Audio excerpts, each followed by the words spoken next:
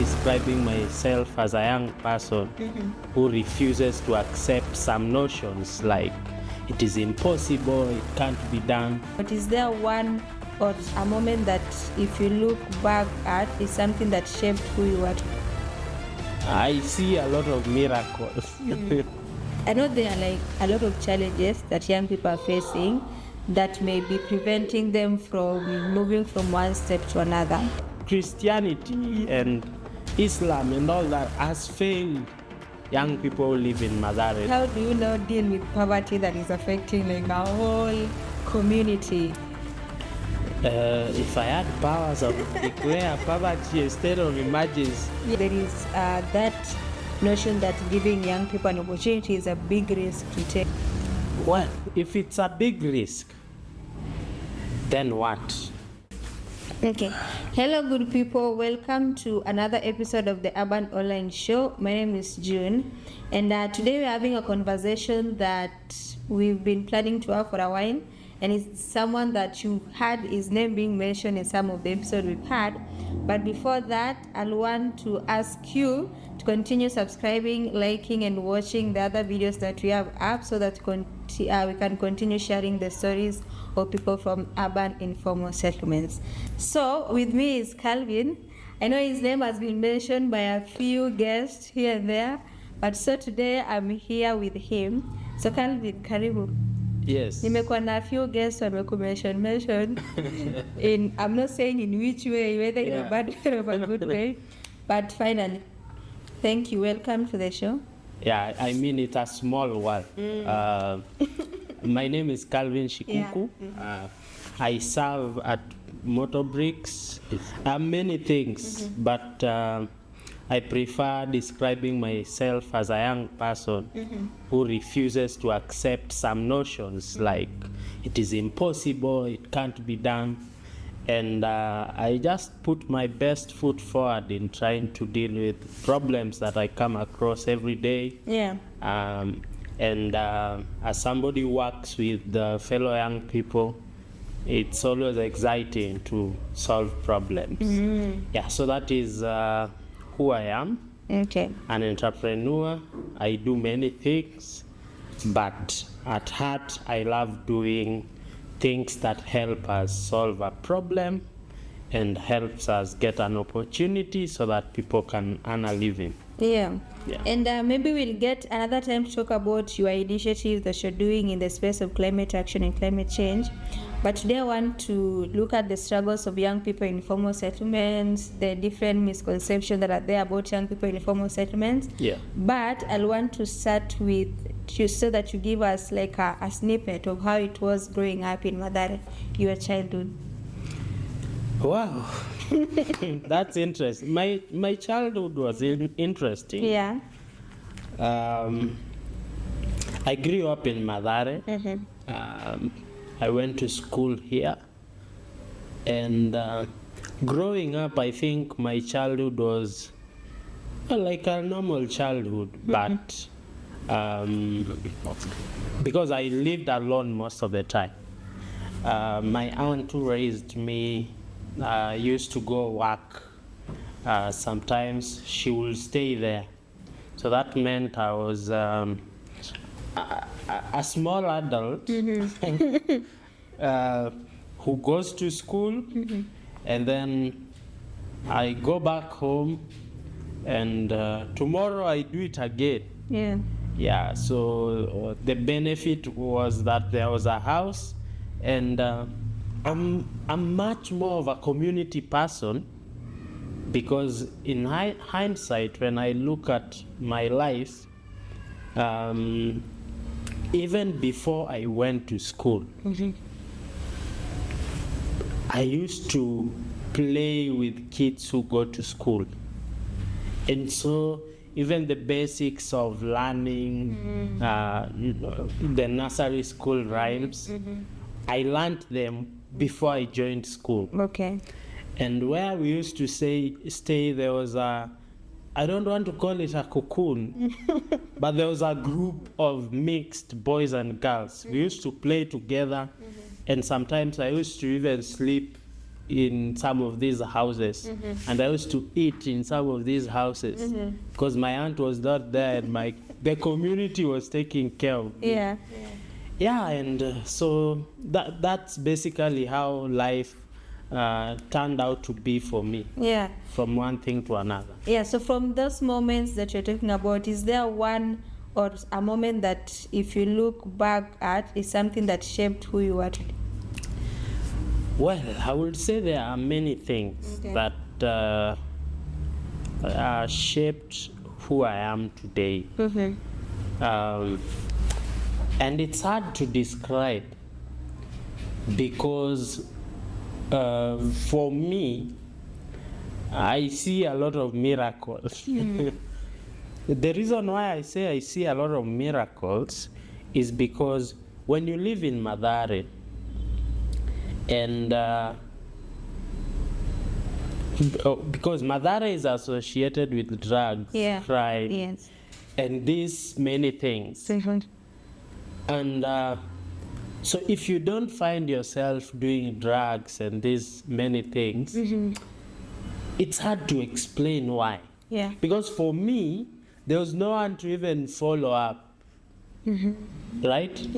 Like nobody asked me even what I got in exams in school. I was literally my own parent. So I could choose not to go to school. Because I had friends who, after class 8, were done with school. They made a choice. Right? I would have made that choice, but somehow it's really hard for me to point out specific. But I think there is one maybe I can. There was a guy called Bab Joe, and he was a drunkard. And these are people you interact with in the community. And I used to call him Uncle. And he used to drink a lot, this guy. But I don't know why drunkards sometimes advise you against doing what they do. And so growing up, this person who takes drugs, who does all manner of things, the one warning you guys against doing it. Maybe I will point to that, but it was a combination of so many things.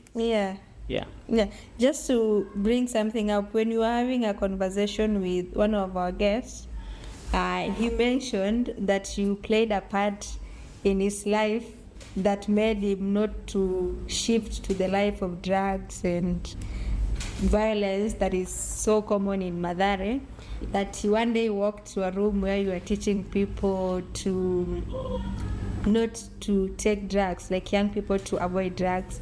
So it's bringing young people together and teaching them about the right ways to follow something you started kitambo, or why did you, because I've heard stories of you teaching young people that didn't get a chance to go to schools, things like that. That reminds me again of some of the things that have kept me out of I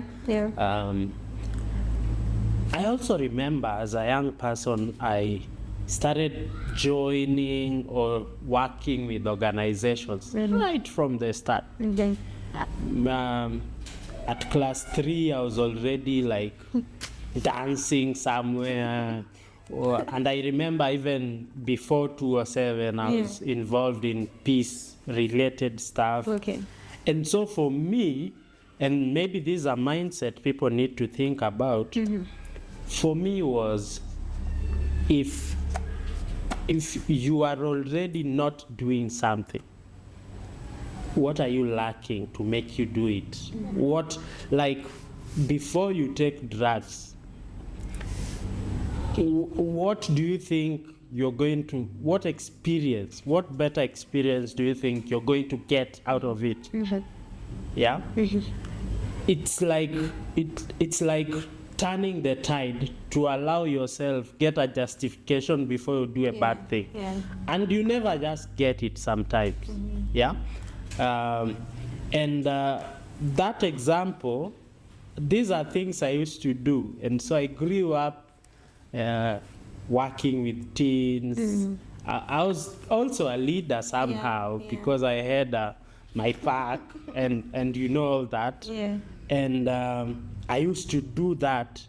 And then that also trapped me because if you are a role model or you tell people to do this, Yeah. and They then don't they expect see you to be doing it. they see you starting to get cheeky. Yeah. You know, Yes. it becomes very bad example.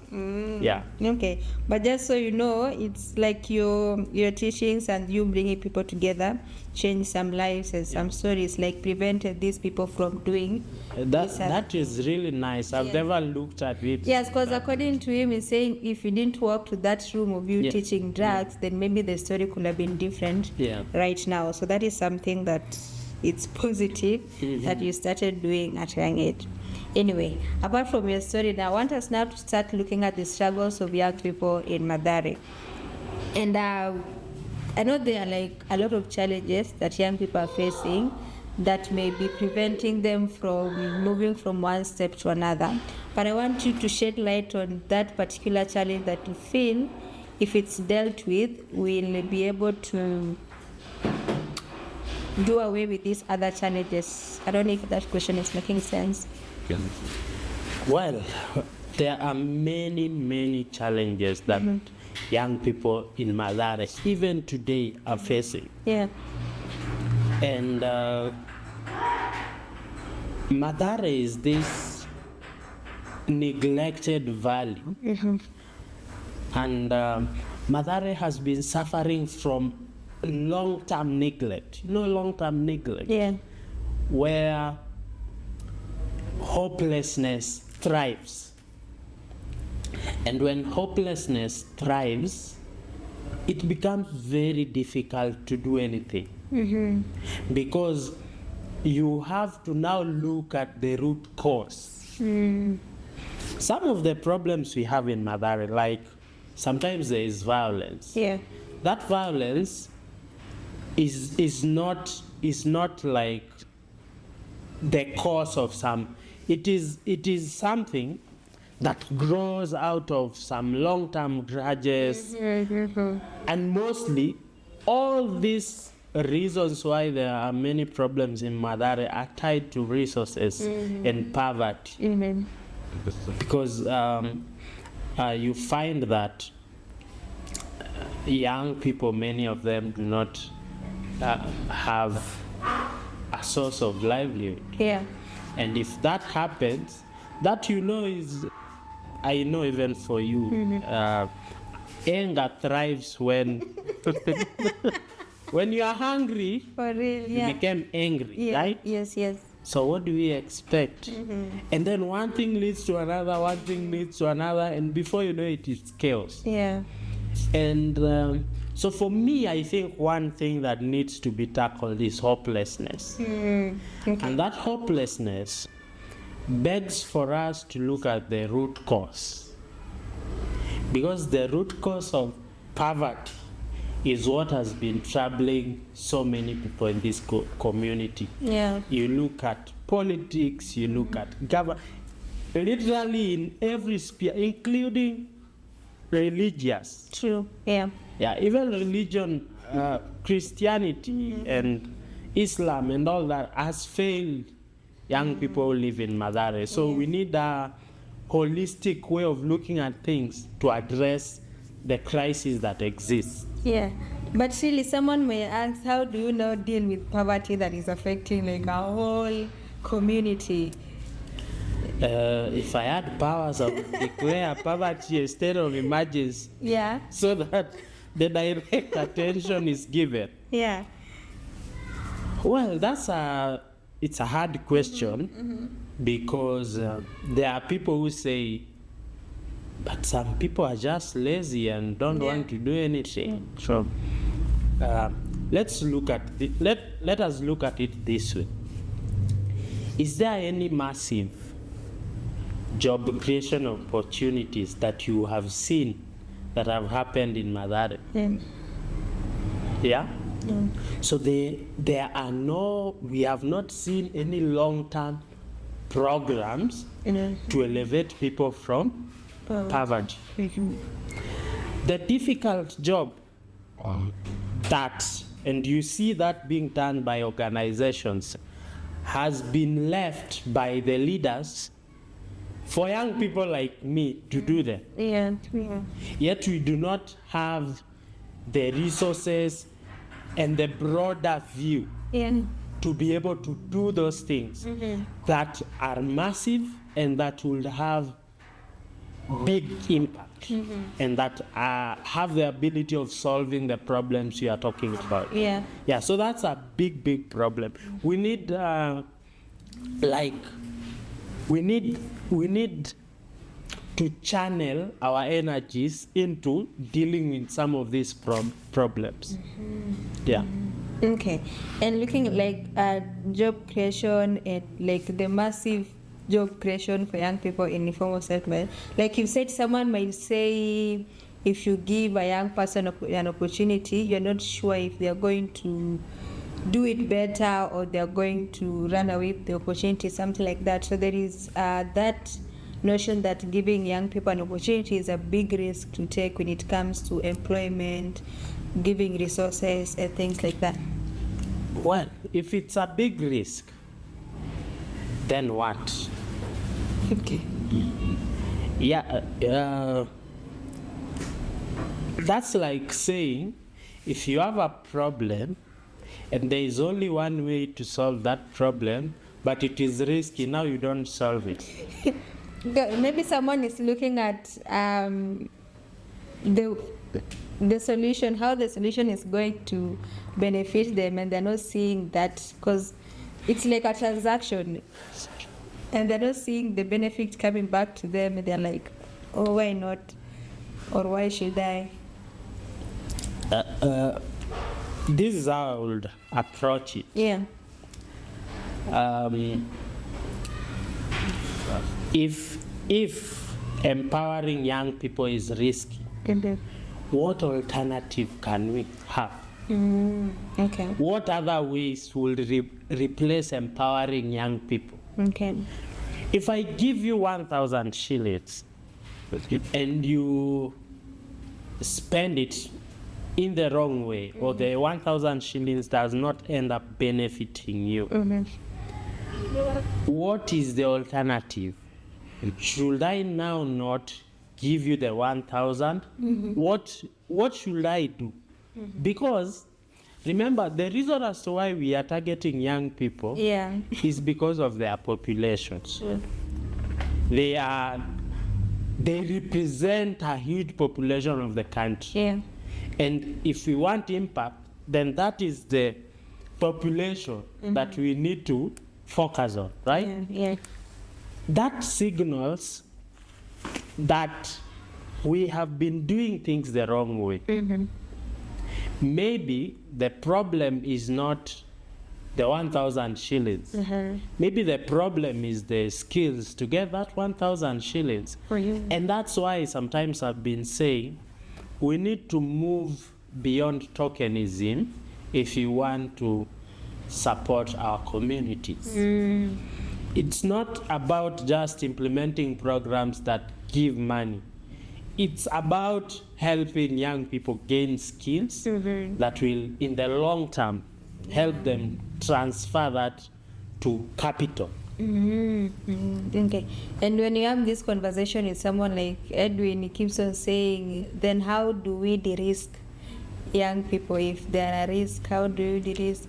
And when you look at other programs that other countries has on de-risking young people and removing poverty as one of the key things that that limits young people from progressing. And I'm surprised you're bringing that, because for that, I think our government has failed us. Because if you go to Europe or other countries, the government will be the first to give young people money, right? Yeah. Take them from that basic level of how to manage money, and then other partners now come in. Yeah. And you know that means that because other partners need incentives to come in. Yes. And if they're coming in into a system that has not been tried and tested, it becomes very difficult because some of them are just after making money as well. And so they don't get enough incentives. So the government really should do what you say and be the first one to invest in young people. And show that if you invest in these young people, these are the lessons you're getting, and so you can now come in from the foundation that we have laid. But if you ask banks to do it, banks are really skeptical. For real. Because now I'm imagining what is the worst that can happen to a government if they give an opportunity to young people and they don't do as expected. It's like, it's money set aside to de-risk these young people, whether it's lost or not, they're able to get lessons from that. And like banks, when they lose that money, they have to like pay it back because it's someone else's money. Anyway, but now we've talked about problems for so long. Do you think there are strengths that young people in formal settlements have, unique strengths that you've seen? Very many. And at even worse odds, because look at even our national football team today. You will find young people who have been from the informal settlements. How did they develop these talents under those odds, where you go to school without eating, you play football, you don't play the standard football, you play football that is made from paper and all that, but they still become the best. Actually, most of the best players in our national teams are from informal settlements, in Babadogo, Kibera. Exactly. So in short, and again, this can act as a very strong pointer of people coming from the informal settlements having the right kind of everything to achieve everything. It's like begging for respect, which nowadays does not really exist. So the idea, because we have seen those who have made it, it should tell us that if we put enough investments, enough support, then most of us are destined to make it. True. And the reason why I believe in that, the mental I don't want to use torture, but how mentally you are wired when you live in a slum, how you're wired mentally, that makes you survive anyway. True. So you can excel in football, talent, anything you want. You can also excel in academics. Yes. But where the challenges come is when you don't get enough opportunities, you don't get enough education, and education is an equalizer. And most of us were just going to school to eat.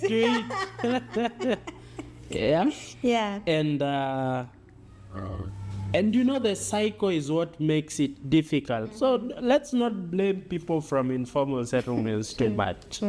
Because if I went to school and this school was not well equipped, did not have textbooks, what miracle do you want me to pull to be able to compete with somebody who went to McKinney School? Now, mark you, after finishing school, I'm coming back to teach, right? I luckily succeeded in getting some basic education. Now I'm coming to teach. So the cycle makes it very difficult for us to succeed. And the odds are so difficult for us. So how do you expect us to succeed? Yet we still do. So that should tell us these guys need 1, 2, 3 and all will be well. Because now I'm not even looking at it from an informal settlement angle. I'm looking at, because most of the time people that go to school, like get that education, then they don't get opportunities, and life becomes hard. They come to start life in informal settlements, and then they crash down and things like that. So it's not about being born and living in informal settlements. It's also ties to getting opportunities. Even opportunities are there out there. Those opportunities there. And when you look at an example of our national team, other games, in this game that there are a lot of promises and a lot of opportunities in it, they are really striving. So hope is also part of our development and young people. Yeah. Okay. Now, these trends that you're talking about that are there for young people, do you think they're being recognized enough to enable young people to continue showing this trend, or they're ignored because of violence and crime is like taking more? I will say there is recognition, but it is very little. Okay. And the focus has mostly been on the negative side. If I look at growing up, I used to look up to a lot of people because there are those who, after succeeding, came back to the slum to like show others that, guys, the end is not suffer and die. The end is not become boring, get shot by a police. That's not the end. Yeah. There is a pipeline that you can follow, and you can succeed. And if you make it, you can try and come back like us, and let us support each other. Yeah. But the negative side is somehow draining the positive side. We are always on the news. We are always on the news Negatively. for the wrong reasons. Yes. But do you know that some people who have been in this community have met the Queen of England because of the initiatives they started and for good stuff that they have done? Yeah. They have played at that very high level. Why should that level of success not override these negative activities that people ought to ignore or ought to change, right? So for me, I think the potential is still there, but bad news spreads like wildfire. And that's why I really enjoy working with young people who are trying to tackle that negative attitude. Okay. Is there like a potential of young people that you've seen or witnessed, not really of a specific young person, maybe a group of young people that are doing something that you feel if it's being recognized, or what are those things that young people are doing in informal settlements that you feel if they are being recognized more, it can really change the scenarios in informal settlements? Well, there are many. I'll give an example. There is Kaka. Kaka used to do a plastic project in Mlango Kubwa. His part and his group, they are part of the inspiration behind what we are also doing at Motorbricks. Because they were doing plastic recycling, and you are like, that's not the end. There is a lot of waste that can still be utilized to make our environment cleaner. But I think little has been done to scale such initiatives. My thinking would have been these ideas that we come up with need to go global. And the reason as why I'm saying that, what's the difference between Mathare Valley and Silicon Valley? There's little difference. They are both valleys. So one should not have a reputation that's so dirty and the other one that's so good, right? And so my vision has always been, can we turn what is negative to become positive? And there are numerous. Look at some of the football initiatives that we have. Yeah. Even Maisa.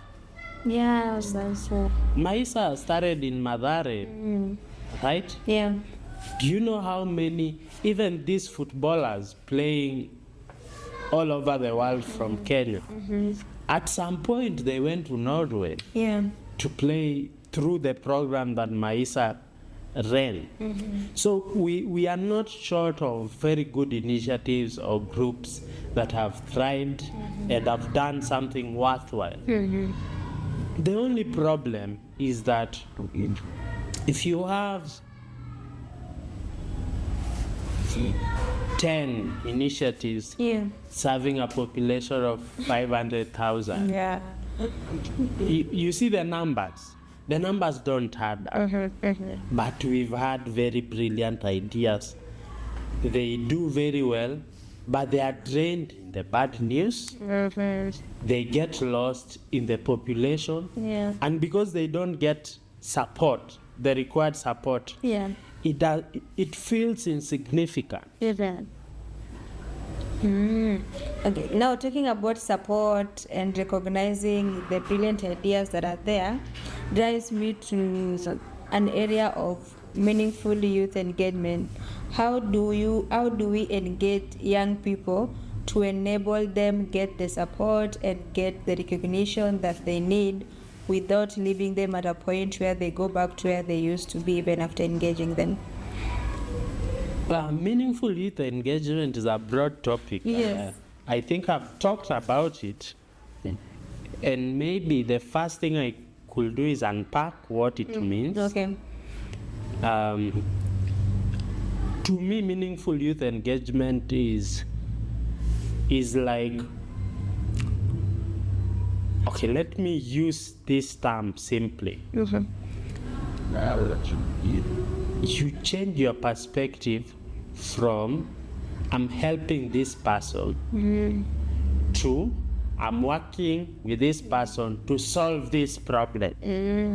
Right? Yeah.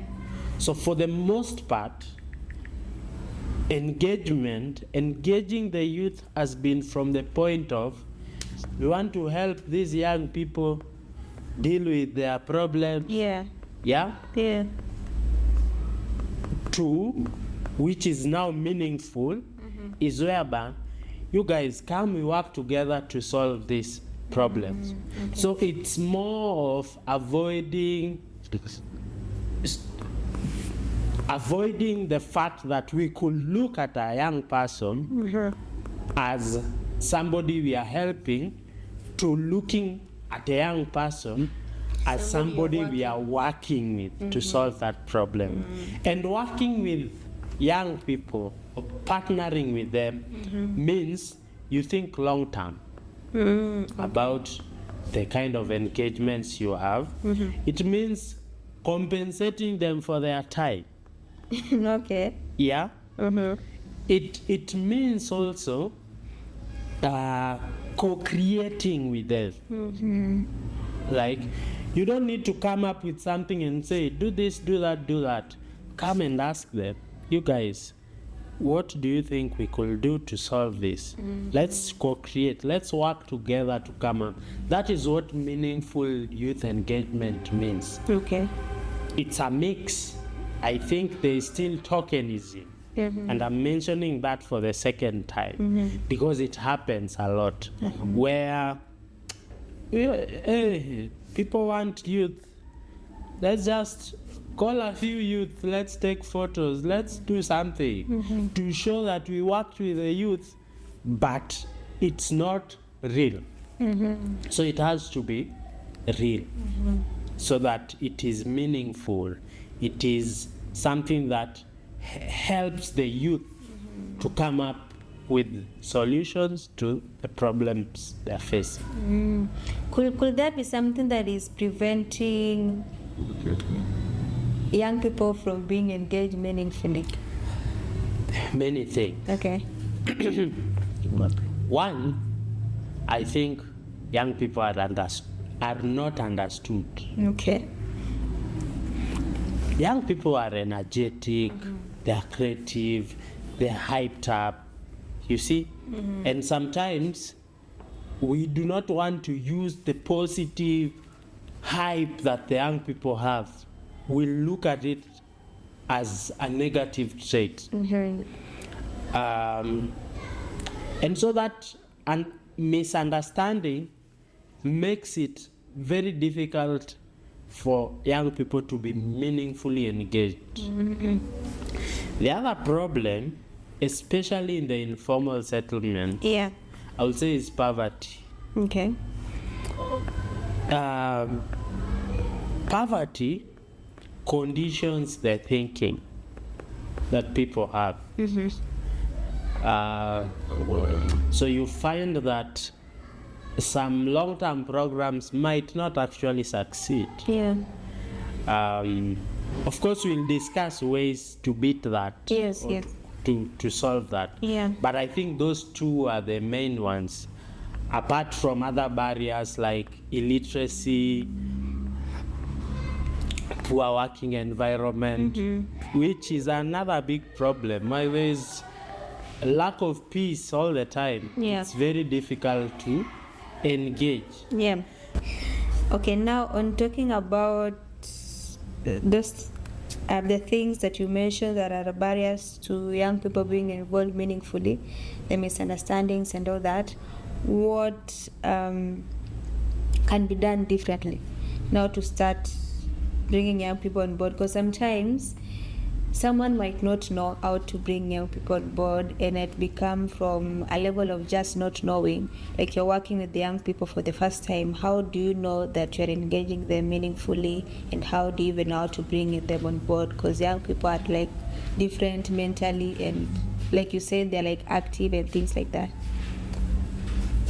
It is where you begin that actually matters. If you want to do something with young people, engage them from the start. Bring them together, ask how you can support them, co-create together. And if you look at solutions that young people have been involved from the start, they live longer. Let me use that term. Because there are needs that keep changing of young people, and if we design programs or activities that are not sensitive to the lived realities of the needs that are changing, they are bound to fail. So bring them together, and then just emphasize we treat them as equal partners.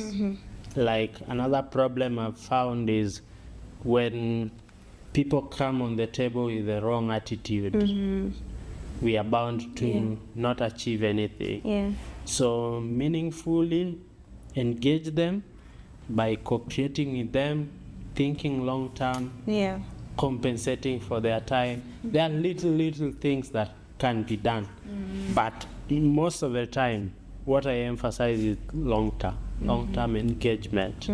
Empowerment needs to be skilling, needs to be so many things, but it's a step by step that starts with what the youth want, not what you think is best for them. So take your time to understand the young people that you want to work with before even engaging. And there are things that can help you remain active in terms of knowing the needs. And for example, youth panels. So for organizations, and that's a good trend, organizations come up with youth panels to constantly get feedback from young people about their programs or what they are doing. There are so many things that people do nowadays to keep themselves ahead of time in terms of knowing youth priorities, and they work overtime. Yeah. Okay. There is also a role that young people need to play in all this for them to be engaged meaningfully, because sometimes it's not like a one-sided story that you need to work on working with them from the start. What is the role of young people themselves in shaping themselves to be able to be engaged meaningfully? Yeah, I think being engaged meaningfully also required honesty. And it's honesty in terms of biting what you can chew. Okay. And when the hypothetical world where we discuss what is good for the youth sometimes has a lot of unrealistic targets. Okay. And I'll give an example. If we have a program on teenage women, teenage young mothers, let me use that. Young mothers or teen mothers have particular needs that involves their children. So if they are going to access education, it doesn't stop at education. At the end of the day, when they come back home, their kids need to eat. There are certain needs surrounding that. But in some instances, there might not be resources to like cater for those needs. So young people that are engaging need to sometimes be realistic to what resources are available or not, and understand that we can leverage. So if you come to Motorbricks can give you skills on businesses, right? Where what to do, how to grow your business, how to start it, the ideation process, and all that. But Motorbricks, as it is now, does not have the money to help you start your business. So in meaningful youth engagement, let's work with what we have and strive to make better what we already have. Right? And that pushes programs or opportunities from one level to another, and it leverages on others as well. So you connect this opportunity that you have, and we see there is a gap here, and so we connect this to this, and we have holistic program that are meaningful. Because meaningful, the term meaningful stretches to livelihoods again. And not talking of programs, I know there are a lot of young people that are moving to the direction of coming up with initiatives to help themselves and the community, to also create a space for other young people to feel safe based on whatever challenges they face or they are facing at that particular area. But sometimes they struggle with meeting some of the requirements they need to help them grow, because these people they come together based on the people they grew up with. There is no much qualifications or professionalism that is there. So it is one thing that you'll encourage that setup, because it's like most of the young people in informal settlements are finding that as a trend of working out of struggles and poverty. Basically that's the whole ecosystem that exists, and as it exists right now. So that is what we need to work with. If you don't have a skill somebody else has, how do we bring that person who has that skill on board? But it takes people talking. Okay, now to almost the last part of this conversation, now to your reflections. If you could change one perception about young people in informal settlement, what will it be? Perception that people have about young people in informal settlement, that we are lazy. That perception is not true. I will change that. The other one is I think people there's a misunderstanding say we are violent. We are not real. We are not violent. Okay. It's just that people tend to demand their rights. They're used to living in an ecosystem where if you don't fight for your rights, you'll always be downtrodden. Yeah, so that perception that young people are lazy, that is not Okay. Talking about rights and violence, I asked this question before. We are almost nearing the election period, and most of the times young people from informal settlements are perceived to be used by politicians to create chaos during that political election. What is your opinion on that? That's a big problem Okay. because it happens. And until we really... Okay, let me put it this way. And we are in deep problem because... and this is the thinking that some people have used to justify why we will never solve these electoral challenges. So the system is rigged, and it is rigged because 1,000 of us have no way of earning a living, and then somebody comes and gives us small amount of money to do something for them. Yeah. And the system is rigged because that is the best we can get. Like, there is no better alternative you find in politicians rather than what you eat. So if somebody buys unga for you, that's the only thing you are going to get from that person in 5 years. Yeah. So you better take it.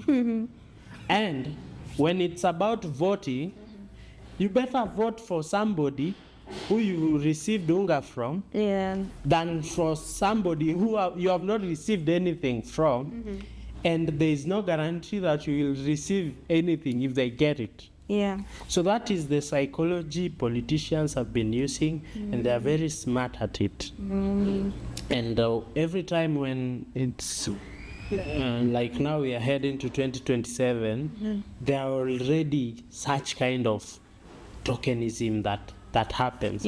But we have an end to it because the voter today is not the voter many years ago. So we have also strong voices that are coming out to talk about no to tokenism. Ama biashara ya siku mbili, give us a few coins. Yeah, so that is something that will really continue troubling most informal settlements, but little by little I know we'll see change. Okay, a message to a young person in Mathare who feels hopeless or stuck. Feeling hopeless does not make your situation change. Yeah, so my message to young people or anyone that feels hopeless is that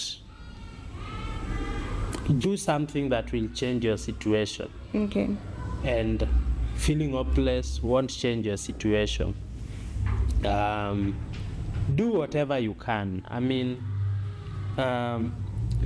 people need to start going out and asking things. In some few months ago, somebody asked me for a job and I did not have a job to give them, and I also asked somebody and it worked, and I was like, oh, so there are opportunities that exist but we don't ask. So people need to adopt a winner attitude. The bad attitude or the hopelessness makes your situation worse, because even those who come to work with you to improve your life, you think they are not the best for you. So change your mindset, get to work, do anything you can do. Everything will be okay. Okay. Lastly, what your call to action for leaders, societies, and for young people themselves? My call to action, number one, to leaders, especially duty bearers. You have a responsibility. Okay.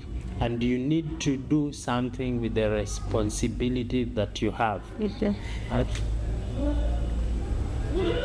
In the realm of leaders, I want to extend it to those who are running organizations or youth movements or things like that. Yeah.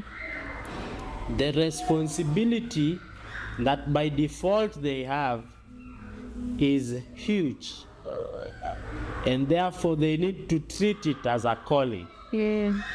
Because duty bearers, very few are doing what they are supposed to do. And so these other leaders are feeling a huge gap. So do not feel like what you're doing has no impact. What you are doing is very impactful, and you need to keep doing it. Yeah? Yeah. To young people, manze, watu wangu, we have a generational duty to do some of the things we do to fix this nation. Yeah.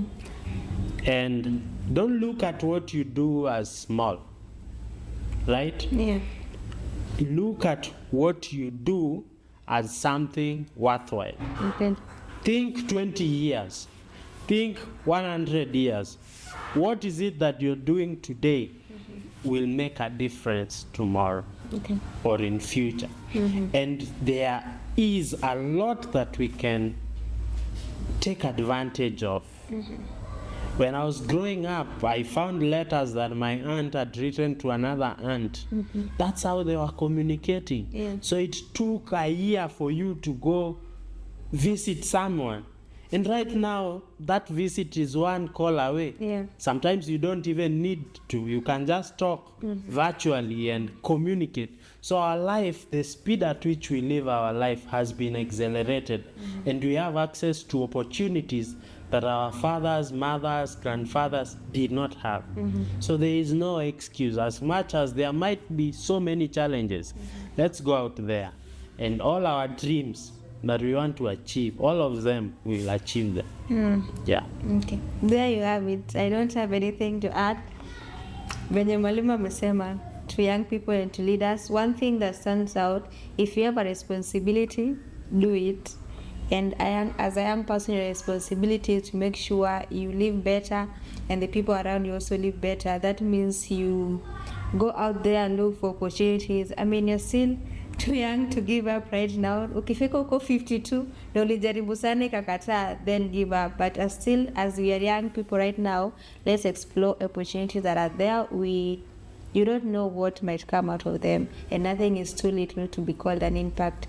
That is it from us, me and Calvin today. Thank you for joining our show. And thank you everyone for listening and watching. This is the Urban Online Show. My name is Jude.